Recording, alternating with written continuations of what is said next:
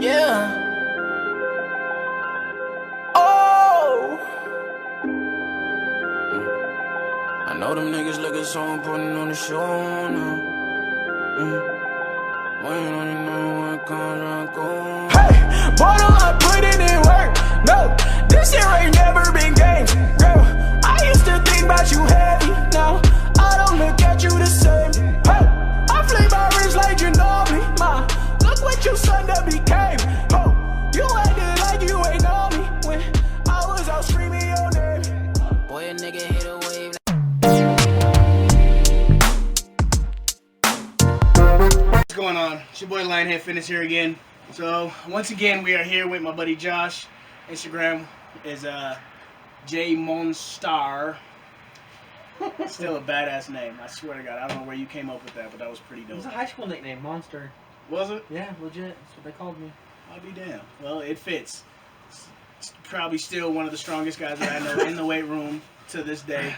So I had a comment on one of the videos as far as my Instagram goes, and someone in particular, a good friend of mine, just wanted us to discuss, you know, how to get out of your head before you lift. You know, That's a good question. self-psyching out. I know that's one of the big things with, you know, once you go in the gym, you're self-conscious about how much you can do, so you stay in your comfort zone, you know, things like that. So today's episode of Gym Talk is pretty much going to be more or less ways to get out of that, and then what to do once you figure out how to get out of that. So we're going to pretty much start this off with just some general discussions on self-psyching.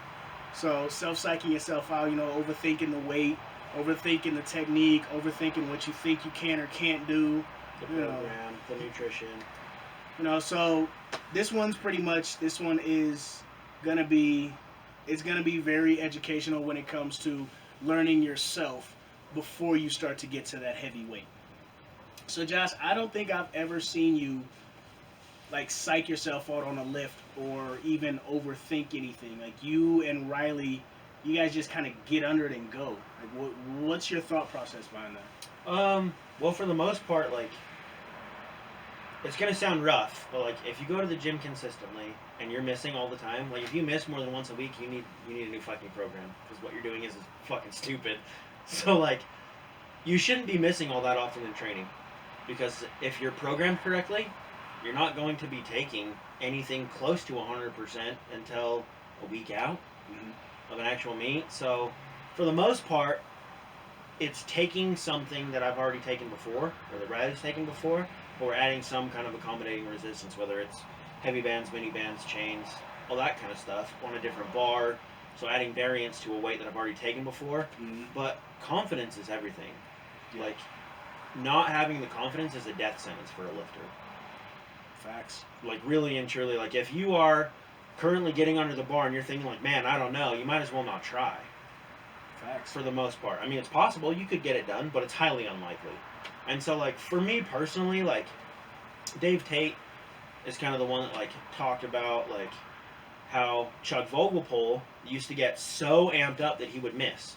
Like, people would just get, like, so fucking revved up and ready to go that they'd shit the bed when it came time to actually, you know, get it done. So it's about being programmed correctly and having confidence. Like, you're either going to make it, you're going to miss it, or you're going to get hurt. Like, it's only going to go one of three ways. Worst case scenario, you get hurt. Best case scenario, you make it. Right. Somewhere in the middle, you miss.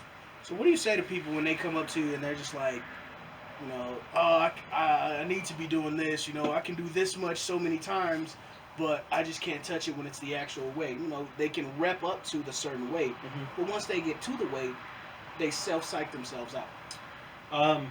I've never given mental barriers a lot of real thought, because it's never really happened to me. Until it did. You know, you get hurt a couple of times and then you think about things a little bit differently. You analyze, you know, warm-ups, how did that feel? Well, this is kind of tight. Should I back down? Should I not back down? So, like, anyone who is, like, saying, like, everything, warm-ups go great, you work up to that weight, and then you shit the bed at a certain number, it's probably because they've missed that number before. Or they've been hurt with that number before. It took me a long time to be comfortable with 300 in my hands on bench after I tore my pec. Like, a long time. Like, I still take out 3, and some days I'm like, man, that felt like fucking shit. You don't want to get under it again, but you do. And I think just forcing yourself to be uncomfortable, like you should be uncomfortable in training. It should be a lot of hard work. Yeah. But you should also have the confidence to know that I've done enough work previous to this attempt that when I take this attempt, it's there. Right. If you've done the work, I say this to people all the time. They think they can go do a powerlifting meet, they train for 6 weeks or 8 weeks or 10 weeks, and then they show up and they shit the bed. See it all the time. And the majority of those people will lift for 1 or 2 years and then be gone. You'll never see them again. Mm-hmm. But like, if you're working up to that one weight, it's because you've built that number up in your head. So I would say add variance. Like if it's a 405 squat that you're working to, work up to 315 and then add minis and see how that goes. Mm-hmm. If that goes good, then add another variance, add 25 pounds of change, whatever. You know, like come up with ways to work up to within that realm of that number. And once you get strong at 5-10% below that number, whatever it is, Mm-hmm. you've built enough work capacity that when you take it straight weight, it's there. And you're like, holy shit, more almost felt better than they ever have. Right. So I think if you do the work prior and you don't build that number up so much in your head and you just kind of let the training block go the way it's supposed to, you stick to the program, I think that's the best way to do it. So don't get stuck on a number, more or less. Work your way Of course, yeah. around this specific number, Yeah. and then destroy once you get to it. Exactly. I've spent, and I can tell you almost every powerlifter has, with a notepad or at my workstation at work, like writing down all these different numbers for the total that I was needed to hit, right? Mm-hmm. Like, oh, it's got to be 650, or oh, it's got to be a 400 bench, or it's got to be a 700 deadlift, like all of that kind of stuff. And it's okay to take, instead of 700, 650. Like if that's what's there that day, take it. Mm-hmm. You know what I mean? Like people get so hung up on numbers that, when in reality you should be grateful for being healthy, not being injured, and you take what's there the day of, kind of thing. You know? Okay. So, if you watch the first one and you're gonna watch this one, you're gonna hear Josh talk about a lot of different things. It's basically gym lingo. So when he says minis, he's talking about smaller mini bands, basically your lighter bands, variants or anything as far as bands, chains, Accommodating resistance. Yeah, pretty much accommodating resistance. Basically, the weight is gonna be dead weight, but at the same time you're adding tension. So when you're talking about in basketball, you're talking about, when you're doing your suicides or your sprints, your coach is behind you with, the band, stretching it out, making you force yourself to run harder. Yep. Or when you're doing football or you're running hills, if you do track, the speed pull, things like that. Just different ways to alter your workout and alter the weight and the resistance that you're doing. Those are your variants and those are the accommodations that you'll hear us talk about a lot. Because one of the biggest things with working out is you have to keep your muscles guessing. Everything's got to stay guessing. You can't get stagnant. It's called the law of accommodation. The law of accommodation. If you're doing the same thing over and over and over every time you go in the gym, you're not going to get any stronger. You're not going to get any better. You're not going to get any faster. It's a fact. It becomes homeostasis for your body. You get used to the same amount of stress, the same applied to your body the same way in the same kinetic chain, and you get no variance from it. You don't change. Your body adapts, and you don't get any stronger. Yep. So you touched a little bit on getting too hyped that Yep. people miss, or what I'm saying, they're not preparing to the point where they're over ready for the meet, Right. and they miss. Right. So what is too hype? What isn't hype enough? Like what's your view on that? Well, I don't think there's really like one roundabout answer. As a coach, you have to look at people as individuals. Mm-hmm.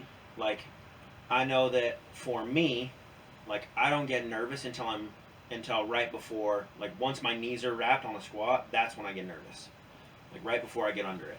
So for me, I know that if I'm going to get violent, I'm going to cuss and all that stuff, I'm going to do that before I get my knees wrapped, because I know that once I get my knees wrapped, that's when fear sets in for me, and I need to be focused on what I'm doing, not worried about sniffing the ammonia for Instagram and throwing shit and cussing and pushing people out of the way. So the biggest thing that I think, like, it's not one answer. It's not one cure-all for every single person. We all get nervous at different times. And I think it really does just come down to the individual that day. Like, have you done the work for that lift? Yeah. And if you have, there shouldn't be any doubt, really. And that's the biggest thing is, like, I know plenty of lifters that are mental lifters. Like, and I think most of this sport is mental. All of this sport is mental. All of any sport is mental. Pretty You're going much. to a football game and you're self-psyching yourself out because you know what this team that you're Right. going against can do, instead of going in there like, all right, this is my shit. I'm about to go do this. This Right. is my time. I'm about to go in here and I'm about to smash these dudes straight in the mouth. Mhm. You know what I mean? It's like if you're running track and you're running against the #1 cat in the state or the #1 cat in the nation. You know what I mean? Everybody has their good and bad days. Yep. You just got to make sure it's your good day. Exactly. Well, and what did you do prior to showing up to the gym, prior to warm-ups, prior to soft muscle tissue work, to prepare yourself for that day? How much groundwork did you lay? So, like, in regard to getting too hyped, you see it all the time. Like, people at meets, they get way too hyped, they forget their cues, or they don't listen to their coach. Or, like, if you get too hyped in the gym, let's say you're 2 weeks out, and a 600-pound deadlift has never moved faster. You watch the film and you're like, holy shit, like 650's there. So instead of sticking to the script and taking that extra week to build your strength instead of just blowing your wad and testing it that day, so you jump to 625 and you smoke it and it's a PR, which is great, but in the gym it doesn't fucking matter. Exactly. It only matters on the platform day of. Exactly. And a lot of people have the attitude of, well, fuck that, I'm here to win today. I'm like, well, you don't get participation trophies at the fucking gym. I'm like, do you get another white light because you beat me that day in the gym? Sure fucking don't. No one gives a shit. Get back to work. So, like, when you get too hyped, it's not only like you might miss this one lift. What happens day of when you're not rested and you miss more than one lift at the meet? Right. And it's lifts All that you've because done. you couldn't check your ego at the door. Yep. All because you got hype, and these are lifts that you've done. So the first lift, you're supposed to be able to do it on your worst, your sickest, whatever, or you can do it 3 or more times. Open it a triple, always. Easy. Let's get yourself in the meet. If you're not rested, or if you're drained the fuck out, or you got an ego trip, a week before, your rectors, all those muscles, all that shit, it's not going to be recovered to the full extent because you decided you wanted to go balls out, a week before. Well, people hit me up all the time, and they're like, my coach told me that I should take like this whole week off of lifting. Is that normal? And I'm like, fuck yeah! Like you should definitely be resting. You should be counting your calories, making sure you're getting enough food. You should be getting 10 hours of sleep. Like you should be doing your prehab. You should be doing your rehab. Like if you're cutting weight, you need to have that managed well before a week out. Like you need to be on track with that. So like, but they're like, are you sure that's normal? Like they'll get in their heads and they'll feel like they're not doing anything. And by all means, go into the gym, get blood moving. Don't get under a bar, but put yourself in an anabolic state where you're releasing endorphins. If something does feel tight, I can go get a massage because my erectors are fucking burnt. Like, so it's small things, but like it's the small things that add up over time. Mm-hmm. We're not talking 1 year or 3 years. We're talking 5 and 10 years. Right. Yeah, that was the hardest part about me. So my very first competition, the week before I did light work. The week before I did like a deload. The week of, I was not allowed to touch a single weight in the gym. I literally walked in the gym, helped spot, and that was it. Like I couldn't even ride the bike. I was literally I had to go in the gym in street clothes to keep myself from doing anything. Because if I went in there in gym clothes, I'm wanting to touch some weight. And it was the hardest fucking week of my life. Well, but the rest paid off, obviously. Oh, the rest paid off, man. It was phenomenal. Just to go in there, not being nothing seen. Hurts. You don't have the inflammation in your lower back. Like, absolutely, it's amazing. And then to go into a meet where you're completely unknown, you're just flying under the radar the entire time, and to completely obliterate the competition, and everyone just kind of looking at you like, who the fuck is this guy? Yep. Best feeling in the world. Yeah. It's small things. It's definitely the small things. So, in regard to getting too hyped, you have to pay attention to that stuff. Like, when's the next meet? Or what's the level of risk associated with me taking this attempt? Mm-hmm. Like, and is it necessary for me to take this attempt in training? Exactly. Yeah. So, speaking of meets, and speaking of getting hyped, the zone. Finding the zone, entering the void, because most people who follow fitness have their specific people that they watch. For me, I watch Russell Voorhees a lot. I watch L.S. McLean a lot. I watch a lot of Ray Williams. Yeah. These guys, and then I kind of dabble in a little bit of the strongman Like one of my favorite of all time was what's his name? Pujanowski. Yeah, Marius Pujanowski. Marius, badass little dude, like little fucking Yep. pit bull. Yep. Little badass. The zone. Before you get under any type of heavy weight or you're just getting ready, you got your music going, whatever you do, the best way for someone to find their zone, I feel my best way is music. I use music to find my zone. I sit down, I chill out. I'm not one of those hype lifters. I'm a Right. real mellow lifter. I don't snap until I hit the platform. Right. I know you like you said, you've got to get hype before Yeah. you start to prep for that Yeah. lift. Some people don't know when to get hype or when to find their zone, Right. or what's that all about? I think a lot of people's why is very different. Like I had a conversation with Justin in the gym the other day. It wasn't the other day, it was a couple weeks ago. But and I was like, I don't know you well enough to know if you have that dark spot in the back of your head where you open that file cabinet and there's repressed memories in there. Mm-hmm. That's where I go. I just go back there and I pick a file and I put it in my brain and I put that on play. And then it instantly takes me to where I need to be. Some people don't have that. Like some people are doing this for way more of a hobby than I am. Mm-hmm. Right? Like obviously it's a hobby. I'm not getting paid to do this. No one is. Very few Right. are. Very Very few. And like when I say very few, I don't mean like even half the people you know on Instagram. Yep. Like, so to put it into perspective, like again, everyone's different, and like if you need to be hyped like that, like if you need someone to slap your back, like there's totally nothing wrong with that. But here's my advice: is your squat setup, your bench setup, and your deadlift setup need to be the same every single time. Every time. Because consistency breeds awareness. So if something's different, you're going to know right away, and you're going to say, hey, hang on a second. And that's what being a really good athlete is about. Because if you can learn these small little consistencies about, like, in my setup, I know if I get too hyped, I forget to tuck my feet behind me when I bench, and I don't have that tightness that I need. Like, oh, well, maybe that's because someone slapped me on the back too hard and I got distracted. Like, so my best advice is that fine-tune your setup for your main lifts. It should be the same every time. I know when I squat, when I'm standing in front of the bar, I sniff the ammonia, someone will smack my back, fingers, hands on the bar, bend the bar, engage the lats, tuck deep, get it in the spot, step, step, pick, step, step, squat. Every single time. It doesn't change no matter what. Mm-hmm. And if people stayed consistent and started doing that, and worried less about getting hyped, or someone smacking you, or when I should get hyped, or how I should get hyped, you probably wouldn't miss as much. Yep. So when you're digging through that file cabinet in the back of your head, Yeah. you've got all these memories. You've got Yes. happy, you've got sad, you've got pissed off. Mm-hmm. How do you choose which one? Like for me, I'm more or less, when I was playing football, so when I played the 9 years of semi-pro ball, I would literally play the same fucking song every game while I'm doing my walkthroughs. Yep. I'll walk up and down the field. I'll sit in the end zone, and that's where I'll do my stagnant stretches before we started moving with the team. Mm-hmm. You know, my first powerlifting meet, I played the same song before every one, for every attempt. I sit there, I'd zone. I'd wait till the second person before me would go before I would even get up and take my headphones off.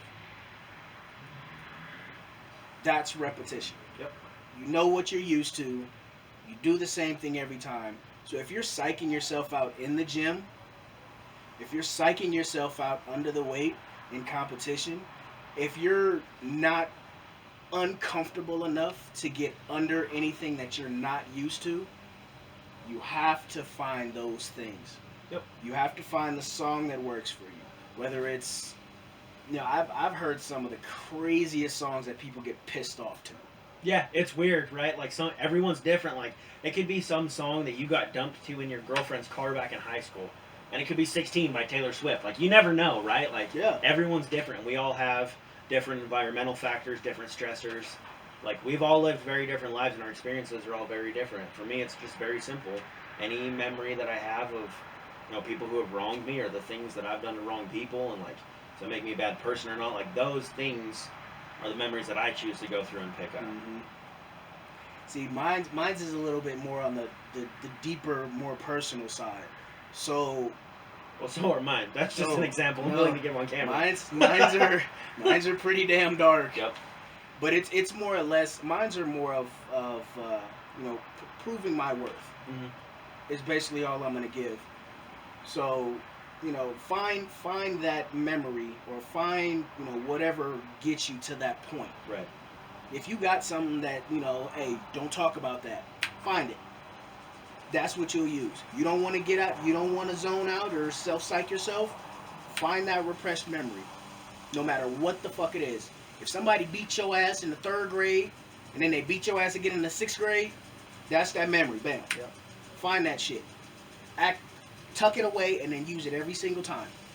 Well, for me, one of the things that I always go to is I can remember being like, I don't know, a freshman in high school, and I weighed like maybe 160 pounds, maybe. You were heavier than me.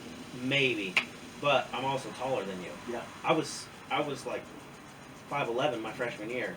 Yeah, I wasn't like that so. Now it's like, so you go back, and I can remember like I had 8-hour weight training, and it was like I was small, right? Like they put 225 on the bar to squat, and like everyone goes through and squats it, and I get under it and just fucking smashes me to the floor. I get fucking stapled. And there's all my friends and all these guys and 16 girls sitting there watching. I fucking hated the weight room after that. I never, ever, ever wanted to go back. I never wanted to do that shit again. So there are times now when I'm like, I never want to feel like that again. Mm-hmm. Injured or not, I never want to feel like I can't do something. So like there are times I still take that memory and draw from it. That experience, personally, for me, is one of those memories that I can remember, like, I don't ever want to feel like that again. Yeah. So, we were talking earlier, and you were talking about the 3 barriers as far as one of the main reasons why people would self-psych themselves out, you know, self-sabotage, more or less. Yeah. So, what the 3 barriers? You said... Well, I can't take credit for it. It's a video. Might have not even been a video. Might have just been a Q&A that Dave Tate, the owner of Elite FTS, did a while ago. It was a long time ago. But it was something that resonated with me, and I wrote down and I've read a lot.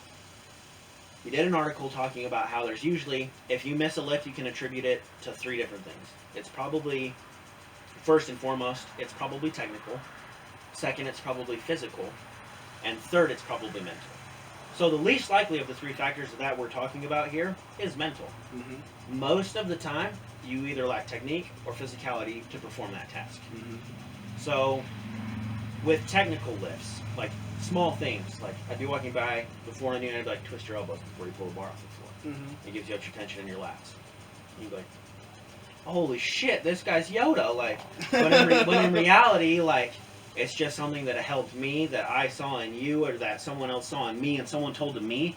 It's little pieces like that that you start to collect those little tidbits of information as you go down the line. Mm-hmm. And eventually you'll find someone in the gym and you'll be like, hey, twist your elbows when you pull the bar off the floor. What I'm getting at is, most of the time, there are small things that under 80% plus, 70% plus, we don't feel.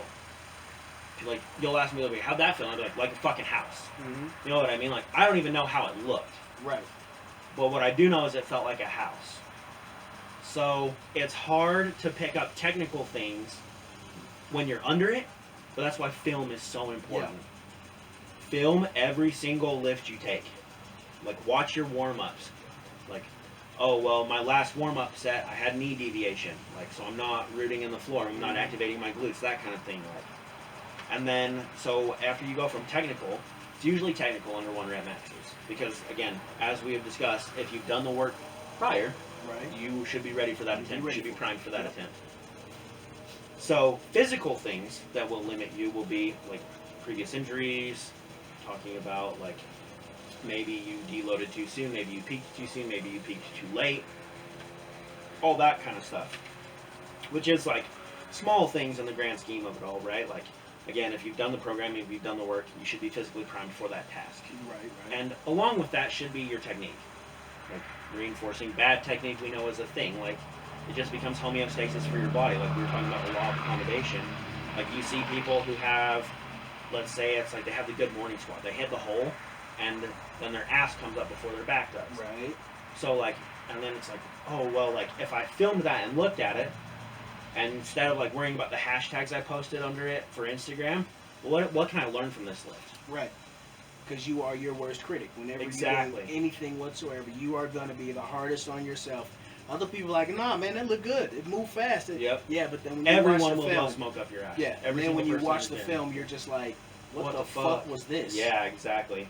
And often the technical and the physical are linked together because there's something physically that you're lacking that you haven't done or discovered yet that attributes a technical failure in the lift while you're performing it. So, like, if you have the good morning squat, you have weak glutes. You need to be doing a strong lower back. Yeah, you have weak glutes. You need to do reverse hypers. You need to do hamstring work, like that kind of stuff, right? And so, the very last barrier is the mental barrier. And oftentimes, for me personally, I put so much pressure on myself as a lifter that, like, I have to hit this total at this meet because I have a plan for my next meet. I only do 2 meets a year. So it's like, you put all this pressure on yourself, like, again, there you are at the gym, there's 20 people sitting there watching, and I joke about it, but I'll always be like, don't fucking miss. Yeah. Like, I say that to everybody. It's good advice, but in reality, when you put the shoe on the other foot and it's me getting under the bar for a 700 deadlift, it's fucking different, right? Like, all of a sudden you're like, I can't miss. Yeah, don't fucking miss. So, the mental barrier, again, like I said, I never used to attribute put a lot of stock in those because it wasn't my thing for a long time. Then I got injured, and you learn more about, like, oh, okay, like, maybe my deteriorating mental health is probably attributing to why I don't feel good under the bar or at the gym. And the mental health aspect of it is absolutely huge. Joe Sullivan did an article, not an article, kind of like he did an Instagram video, and it was only like 5 minutes long, but you'll find that in the strength community and powerlifting especially, people joke about being mentally unhealthy. They joke about being mentally unstable, and, oh, you gotta be fucking crazy to do this, and blah, blah, blah. And he started just challenging that idea. Like, why are we as human beings, especially as strength athletes and coaches who care about people, just, like, accepting that we're mentally ill? Yeah. Instead of, like, taking it upon ourselves to get to the root of that and figure out why my mental health is deteriorating. Is it because of the sport? And if it is, I need to figure out why I'm sacrificing so much of my time to something that's hurting me. So, like, when you get into the mental aspect of things, it becomes this whole nother beast, right? Like, I don't know what everyone else's mental health is. I know what mine is, and I know when I need to keep it in check and when I need to ease off and when I need to tighten up. But getting into the mental barriers, I find that you'll often unroot a lot of other things. Oh, yeah. For me personally, that is. Oh, yeah. Yeah. Because I know one of the biggest things as far as me, and I don't know about you guys, but when it comes to, you know, when you look at certain sports, for example, football, they said you had to be some sick type of person to be a linebacker. Yep. If you're playing Mike linebacker, yeah, you've got to be a little bit twisted because you're literally throwing your body into harm's way. Yeah, you're a muscle-bound human wrecking ball. Basically, if you're a skateboarder, you do BMX, motocross, you got to be some type of sick. If you're doing, you know, rock climbing, you got to be some type of sick. You got to be extra fucking sick. I see people rock climb, and I'm like, not a fucking chance. Never, ever. I've free climbed before. When I was skinny, I've done that before, and I'll never do that shit again. You burn more calories rock climbing than you do running, and not for the reasons people think. Your peripheral nervous system kicks in because you're literally trying not to die, and the fear burns calories. Fucking insane. If you're in shape and you're looking for another way to, like, trim up or stay active in new conditioning, try rock climbing. The fear will literally melt fat off your body. It's a chemical thing. And pretty much touched on, you know, finding the zone, what you do to get into the zone. Once you get into the zone, the do's and the do nots, you know, things like that. So one of the biggest things as far as the powerlifting and any type of lifting heavy or any of that shit, getting out of the zone. So Eddie Hall, when he pulled the world record for deadlift, he was talking about how he had to go under hypnosis to find that dark spot, to find his void. And then what he ended up doing was he figured out a way to find a point on his hand to pinch to go into that zone. That's how he was able to pull that massive amount of weight and, you know, completely just go inhuman.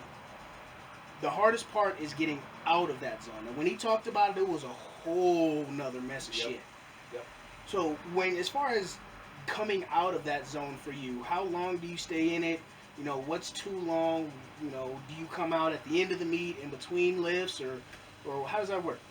Well, like, man, it's tough. That's tough for me because it's personal, right? Like, I'd argue that me not coming up for air after a meet is probably what gave me my divorce. So, like, my unwillingness to, like, my stubbornness, my drive, my dedication, my hustle, my grind, my savagery, all of those things, I was so unwilling to come up for air at all. I was so caught up in what I was doing, and the numbers and the records kept coming and the sponsorship came in, and it was like, fuck, like maybe I've started to arrive, right? Like, and in reality, what I didn't realize is how unhealthy I actually was. Like, it's funny because like people are like, oh man, you guys work out, you look good, you must be so healthy. And it's like, I'm chronically dehydrated, I don't sleep, I'm overweight, I'm addicted to caffeine, like I'm not a vision of health at all, ever. And so for me, it starts to spill over into your personal life, right? And for me, that's when I know I've been here too long. It's time for me to take a week off, take a couple days off, go to the mountains, go fish. We went fishing this morning, me and Riley did. But when it starts to spill over into your personal life and you don't pay attention to your finances, you miss a bill, you aren't sleeping enough, like you don't talk to your people anymore, like you quit, like losing interest, you stay home and worry about numbers instead of going out with your friends, like all of those small things that feel like dedication, that feel like loyalty to the sport, that feel like commitment and being a savage, are all in reality small detriments to what you actually want to be in the sport. Mm-hmm. So for me personally, when it starts to spill over into my personal life and that starts to spiral out of control, because if you can't control yourself outside of the gym, like going and training is the easy part. Getting enough sleep, eating enough food, maintaining relationships with your family, maintaining relationships with your spouse, like, and your children, and like making all of that work is actually what matters. Your total doesn't. No one gives a fuck. You could quit lifting tomorrow, and I could quit lifting tomorrow, and no one would give a shit. True.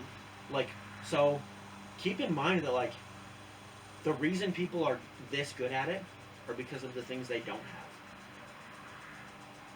Like what you sacrifice, the amount of what you sacrifice to do this dictates the level of success that you're going to have over a shorter period of time. Mm-hmm. Now you look at guys like, look at JP Price. JP Price is one of the strongest powerlifters walk the planet. And he's the nicest guy. Married, kids, full-time job. Like, that dude is the vision of, like, what healthy powerlifters should be. What healthy strength athletes in general should be. Mm-hmm. Like, they're, like, again, it's kind of like going back on Joe Sullivan, like, challenging the idea that we're all mentally sick and we should just, like, joke about it. And then he made a post of him, like, he's in the waiting room of his therapist. And everyone was, like, blown away that that was a thing. And he was like, well, yeah, I'm done joking about it and I'm ready to do something about it. Yeah. So, like, if you start to see losses in your life, you've been there too long. It's time to come up for air. Take a week off. I got news for you. Taking a week off in the scheme of 10 years isn't going to affect your fucking total. No. So basically, folks, what it boils down to, self-psyching, psyching yourself out, self-sabotage. It's gonna pay. It's real. And everyone does it to themselves. Everyone does it. I've done it. I haven't seen Josh or Riley do it. I've seen Josh get hurt, and I've seen how that affects him as far as, him wanting to come back. Like it definitely makes you second guess. Like, is this really worth it? Mm-hmm. But that's part of that Strength self-sabotage. It's part of strength sports. You get knocked down, you stand the fuck back up. Knock down 7, get up 8. Exactly. So if there's a weight out there that you just feel like you just can't get, you can't touch it, every time you get under it, or every time you touch it, it doesn't move, start under. Start lower. Yeah, program 95% of that number. Like, if that's the number that you're chasing, I need this number and I'm capable, but it's not quite there for whatever reason, most of the time, getting stronger usually fixes it. Oh, yeah. People ask me all the time, like, how do you, like, you've come back from a pec tear, like, how are you still doing it? And I'm like, squat heavy for the next 5 years. You'll figure it out. Like, for the most part, like, most people are green enough in strength sports that, like, I can just tell them you need to get stronger. And most of the time, that's genuinely what's going on. When you get into higher caliber lifters, it changes a little bit. Well, maybe it is technical because of a muscular weakness. Yeah. Whereas for the most part, if you can't hit that 400-pound squat or that 500-pound deadlift, just work on getting stronger. Ease off of trying to hit that number 2 weeks from now. Yeah. And let's stretch that out to a 10-week cycle. Yeah. And find out where you're weak, why you're missing, and let's fix it. Focus on repping that 450 or that 475. Exactly. Before you even touch that 5. Yeah. You know, so, like, Ali, I hope this helps. I know this was one of the videos that you commented on, and you said you wanted us to talk about, you know, getting out of your head, self-sabotage, self-psyching, things like that. So basically, Ali, what you want to do, find what works. Find your song, find your memory, dig it out, focus on it, work under the weight, don't touch the weight, work under the weight. You really shouldn't be maxing. Like, if you're PRing in the gym almost every week, congratulations, kudos, that's badass. I'm not going to try it. It doesn't fucking count. But fucking congrats, kudos to you, do your thing. But instead of PRing every day in the gym, or every other session, or every other month, focus on what you got before you go for another PR. See how many times you can rep your old PR before you take another. See how many times you can PR off of that 400-pound deadlift as far as reps. Or even taking that PR and stepping back and figuring out what stepping stones did I lay to create that level of success. Analyze that success. Clint Darden has, and I'll say this real quick too, but Clint Darden has a speech about be the tortoise, not the hare. And he says, as a coach, I will tell you to slow down.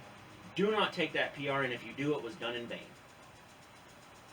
Be the tortoise, not the hare. He said, the athlete in me will tell you go all in or fucking quit. Once I kind of shattered the mold of what was expected of me as far as look and health and mental health as a strength athlete, that's when I got successful. I got news for you. Bikini body isn't strong. Strong is strong. And big guy with a big belly isn't strong. Strong is strong. Breaking the mold of what people expect you to be when you start to get strong and just being who you are, and by very natural ways of being who you are, that's how the sport becomes better. Yeah. Genuine people make the sport better. And if you're genuine about who you are and what your goals are and what you want to be, everyone gets better. So don't subscribe to have to look a certain way or be a certain way to be strong. Just be who you are and be confident with that. There you go. I gave up my abs to be strong. You still have abs. Bullshit. I'm fat. Whatever. People Beer are like, is this the Betos. same beer or is this a different beer? Beer and Betos gave me my stomach. So you should get a sponsorship for that. I should. Beer and Betos. I should. Miller High Life and Betos. That's the champagne of beer. The champagne and the beer.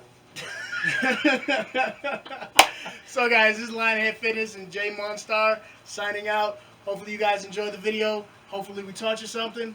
Like I said, in all of my videos, like, subscribe, comment. If you want us to talk about anything, let us know. We can't help you unless you tell us. Do it. Appreciate you guys on the platform.